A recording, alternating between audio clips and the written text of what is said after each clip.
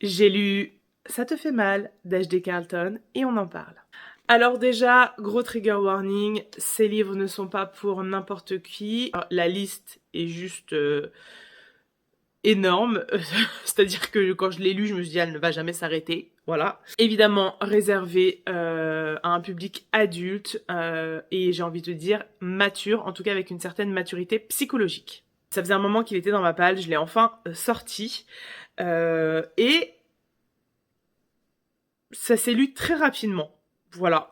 J'ai bien aimé l'histoire, voilà. Donc on a Sawyer qui fuit son frère et qui profite d'hommes fortunés pour voler leur identité après des petits moments coquins.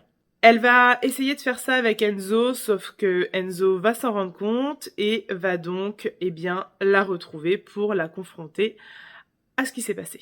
Pour ça, quoi de mieux que de l'emmener en pleine mer voir ses fameux amis requins, qu'il adore, puisqu'il travaille avec les requins.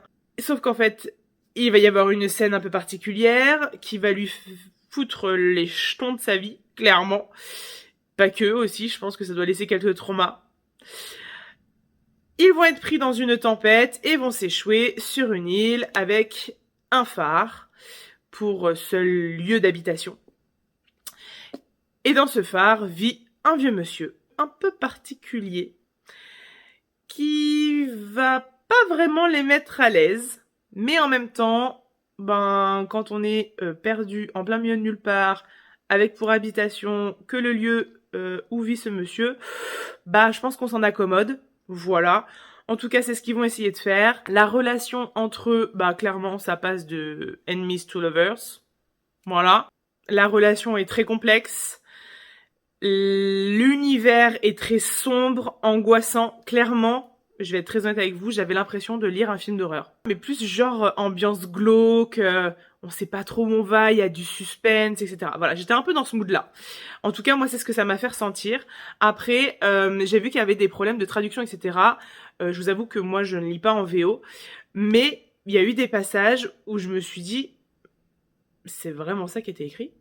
Parce que c'est chelou quand même. Quoi qu'il en soit, dans son genre, je l'ai trouvé plutôt intéressant.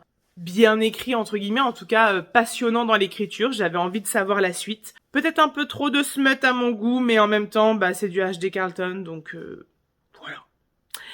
Bref, dites-moi si vous l'avez lu en commentaire et ce que vous en avez pensé. Bye bye.